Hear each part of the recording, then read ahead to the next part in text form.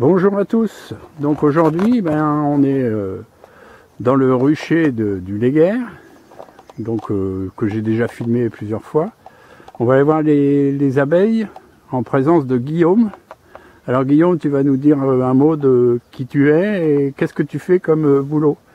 Alors du coup, moi c'est Guillaume, je suis vendeur responsable au magasin, au point vert de Pabu, au rayon apiculture et basse-cour. Donc aujourd'hui ça va être un petit stage de formation en immersion pour pouvoir au mieux vous renseigner quand vous viendrez sur le magasin et pour pouvoir échanger avec vous. Voilà. Et on va découvrir ce beau métier. Donc voilà, déjà pour commencer, je vais faire voir à Guillaume que cette hausse-là, elle a environ une semaine et je vais lui faire voir que les abeilles ont déjà restauré les cadres, les cadrons, mais il n'y a pas encore de nectar de rentrée. Donc un petit problème de vent léger mais qui souffle vraiment dans l'appareil, donc je suis obligé de vous faire des commentaires en narration.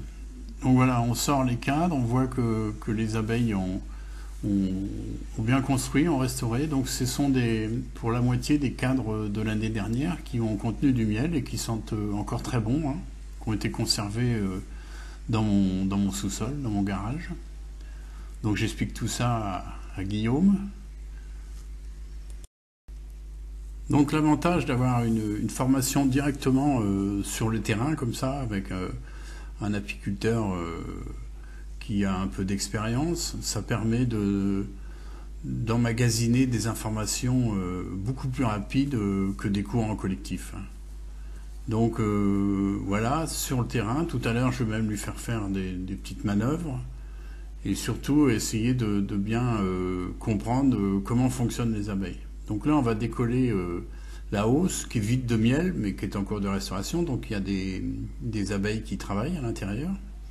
On fait attention de bien décoller la hausse sans la grille à reine. Donc je vais demander à Guillaume de secouer. Il y a une manière de secouer, c'est-à-dire on la met verticale au cas où la reine soit collée en dessous.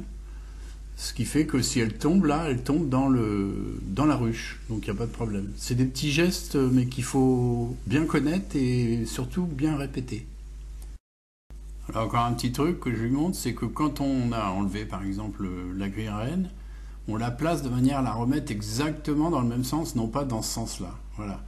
Parce qu'il y a des quantités de phéromones plus ou moins importantes en fonction, et ça ne sert à rien de perturber les abeilles quand on va refermer la ruche. Donc bien remettre les choses à leur endroit. Donc voilà, je suis en train de lui expliquer que pour commencer à ouvrir une ruche, il faut libérer d'un cadre pour éviter de frotter tous les cadres les uns contre les autres. Donc on prend un cadre de rive. Alors Guillaume est en train de prendre quelques photos pour mémoriser les actions à faire. Et donc là je vais secouer le cadre pour le mettre sur le côté. Donc voilà, quand on secoue comme ça, on tape sur sa main, on tape pas sur le cadre parce que vous allez écraser des abeilles, hein. Ça aussi c'est un petit truc. Donc une fois que vous tenez la pince, vous tapez sur votre gant, sur votre main, et les abeilles descendent tranquillement et retournent au fin fond de la ruche. Donc on enfume pour vraiment que tout le monde descende bien. Et du coup, on a un intervalle de libre. Ce qui fait que derrière, on peut visiter et décaler à chaque fois. C'est-à-dire, le cadre, là, on regarde, je suis en train de lui expliquer la couronne de miel, les pollens, les nectars. Hein. C'est une page de lecture, hein, sur un cadre. Donc Guillaume regarde bien pour comprendre la différence entre les pollens, entre les nectars, entre le miel et éventuellement un début de ponte. Donc voilà, il est parti chercher dans mon panier une loupe pour voir si éventuellement il n'y a pas des œufs. Il peut y avoir des œufs sur ce cadre, hein, qui n'est pas un cadre de rive, qui est le premier cadre. Donc là je regarde et je crois que j'en vois. Je lui montre à cet endroit-là précis. Je vais lui donner la loupe pour qu'il voit la taille des œufs. parce que les œufs des reines, ils restent à l'état d'œuf pendant 3 jours environ, et c'est un petit grain de riz, mais minuscule, minuscule, où une loupe est bienvenue, quoi. Donc voilà, la reine pond un œuf par alvéole, bien au fond, tout au fond, grâce à son abdomen qui est très long. Donc évidemment, un stage, c'est apprendre beaucoup de choses, donc beaucoup de descriptions. Donc évidemment, je ne vais pas faire un stage dans cette vidéo, mais c'est pour vous montrer que quand on regarde sur le terrain directement dans une ruche, ça va beaucoup plus vite pour comprendre. Donc si vous croisez un apiculteur sympa, sans passer forcément par des écoles, il peut déjà vous montrer un petit peu, quand il va à ses ruches, vous expliquer la vie des abeilles, comment ça fonctionne, parce que c'est quand même très, très particulier et ça ne s'invente pas. Un exemple, c'est que on parle toujours de la reine, mais en réalité la reine c'est une machine à pondre, elle ne prend aucune décision. Les décisions sont prises par l'ensemble de la colonie, par les ouvrières. Donc leur langage, ce sont les phéromones, et c'est comme ça que fonctionnent les abeilles, mais aussi les termites et aussi les fourmis. Donc évidemment, avant d'acheter tout le matériel, etc., il faut se rapprocher de professionnels. C'est pour ça que Guillaume est là, pour bien apprendre et vous conseiller. Donc je rappelle, il est sur Guingamp, au Point Vert. Donc ensuite, ce sera à vous de décider combien de ruches vous allez prendre. Moi, je vous conseille, si vous commencez, de prendre 3 ruches. Une ruche vous permet aucune erreur. Si jamais votre reine meurt, vous ne pouvez pas vous rattraper, quoi. Tandis que si vous avez 2 autres ruches à côté, vous pouvez remettre des œufs et relancer la colonie. Donc là, nous voilà au rucher de la forêt, toujours avec Guillaume. Moi, je suis derrière l'appareil, là, coucou. Et là, je crois, on va regarder cette hausse-là, sur la ruche marquée 2, là. Elle a du miel, donc on va en mettre une deuxième. Elle est pleine. On va aller voir ça. Donc j'en fume pas, parce qu'on n'en fume pas le miel, ou très peu, quand on peut pas faire autrement. Je vais juste regarder où elles en sont. Là, à savoir qu'entre les cadres, là on peut observer, nous, qu'il y a très très peu de place à cause du miel. Voilà. Très bien. Et là, on peut voir que c'est déjà operculé. C'est-à-dire quand ça va être descendu à ce niveau-là, on va pouvoir récolter du miel et le mettre en pot. C'est incessamment sous peu, quoi. Ouais. Et ça, là, il y en a pour combien de temps? Là, il y a, vu les champs de colza qu'il y a autour, là, on peut faire ça doucement pour éviter de les écraser.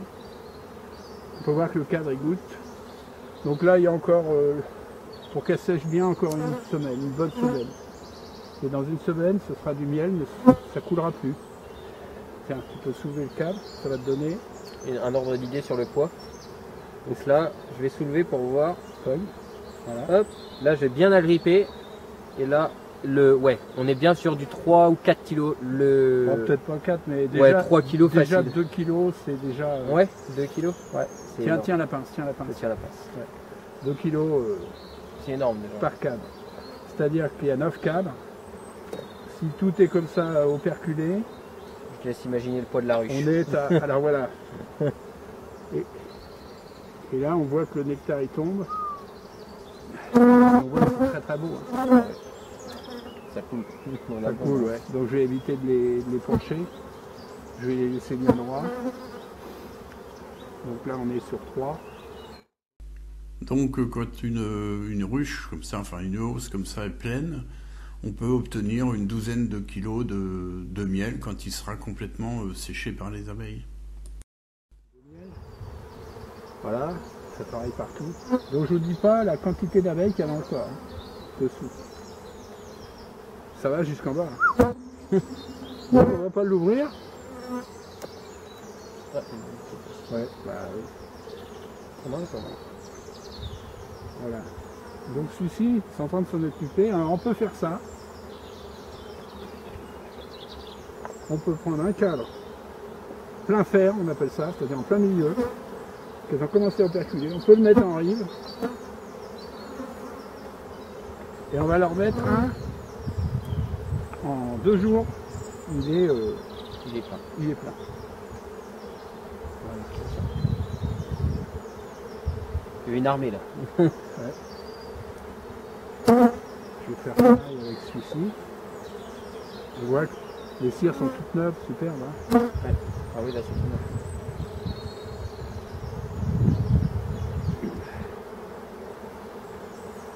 Comme ça, quand je reviendrai, les cadres seront bien pleins. Quand même, c'est mieux de les... Voilà. Ce qui est intéressant, c'est de voir que elles ne s'arrêtent jamais de travailler. Elles sont tout le temps en activité. Et Voilà. C'est leur vie, quoi.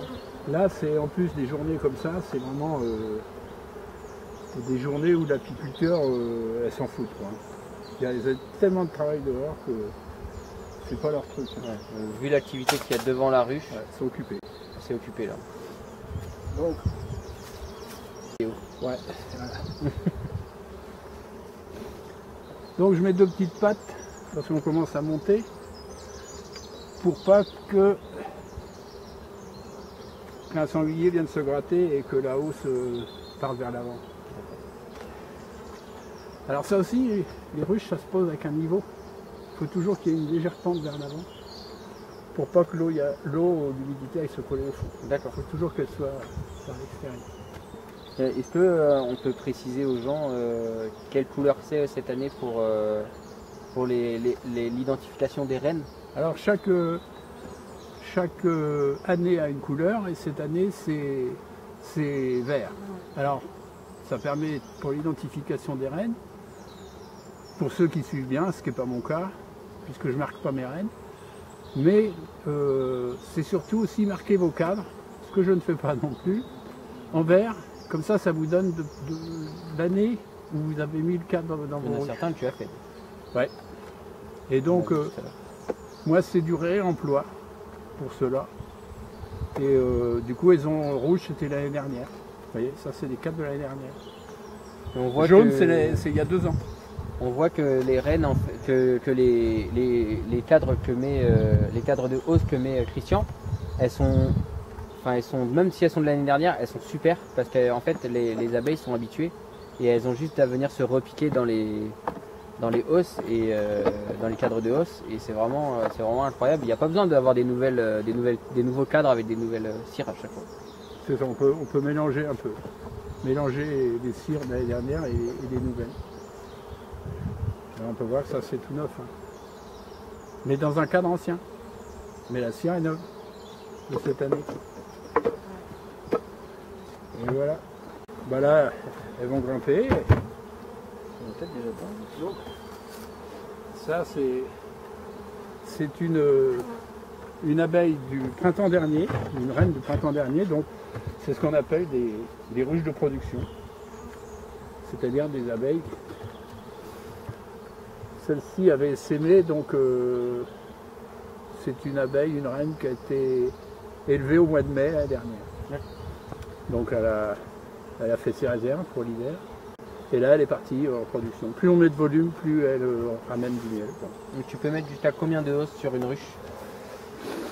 Bah déjà, en supposant que celle-ci soit complètement perculée dans une semaine ou 10 jours, je vais prendre le plus beau cadre que je vais emmener dans des petites ruchettes. Et celle-là, éventuellement, je vais recaler une hausse. D'accord. En croisant. Et sinon, je vais essayer de rester à 2 hausses. Voilà. Donc là, Guillaume va ouvrir une ruche pour voir si les abeilles ont commencé à travailler dans la hausse. Donc on n'attend pas de voir du miel. Hein. Mais donc comme vous pouvez voir, il est assez délicat dans ses mouvements. Ça évite de mettre les abeilles en colère. Donc ça, c'est très bien. Ce coup, Au-dessus de là, voilà, les 2-3 abeilles qui restent. Et la hausse, elle est mise depuis 6 jours, je crois. Ouais. Donc là, on peut voir qu'il y a quelques abeilles dedans. Donc vraiment pas beaucoup. Donc elles ont commencé. Il y en a un petit peu dedans. Mais... Voilà, c'est le début. Un petit défaut chez Guillaume, c'est qu'avant de soulever un cadre, il faut le monter en haut de crémaillère. Parce que là, on peut encore, mais quand il y aura la propolis et tout, vous ne pourrez jamais décoller le cadre. Là, on peut voir qu'elles sont en train de construire. Donc, sous 8 jours, il va y avoir un peu de... Là, il n'y en a pas encore. Donc là, elle commence. Voilà. En 5 jours, elles ont restauré les cires. Toujours sur les vieilles cires. Donc là, on peut observer qu'il y a 5 cadres neufs et 4 cadres plus anciens. Voilà. Donc, les vieilles cires comme ça, les vieux cadres, vraiment ça accélère le processus de faire monter les abeilles du corps dans la hausse. Voilà. Là, je pense pas que c'est nécessaire de lever le reste. Non, là on va fermer, on va les laisser tranquilles. En tout cas, c'est une super immersion. Donc là on peut voir les abeilles qui, comme j'étais devant, qui rentrent en quantité. Hein. Donc Christian m'a bien expliqué qu'il faut à chaque fois tout remettre bien à sa place, dans le bon sens, pour ne pas brusquer les abeilles et pour ne pas modifier leur environnement.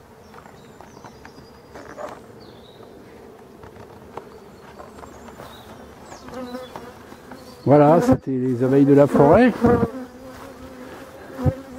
Alors Guillaume, il y avait une petite construction dans une ruche de cire entre 2 cadres un peu anarchiques avec du nectar. Il vient de goûter direct de la ruche la cire comme ça à pleine bouche. C'est incroyable. Et surtout en plus le miel est chaud. Et donc voilà, ça c'est le privilège des gens qui font l'apiculture. Le nectar du miel. C'est qu'on mange, on peut goûter des miels extraordinaires comme ça. Oui, ouais. C'est la récompense. Merci à Christian. Voilà, la vidéo est terminée, donc n'oubliez pas de vous abonner à ma chaîne, un petit pouce bleu fait toujours plaisir. Activez votre cloche à droite pour recevoir d'autres vidéos, et moi je vous dis à très bientôt.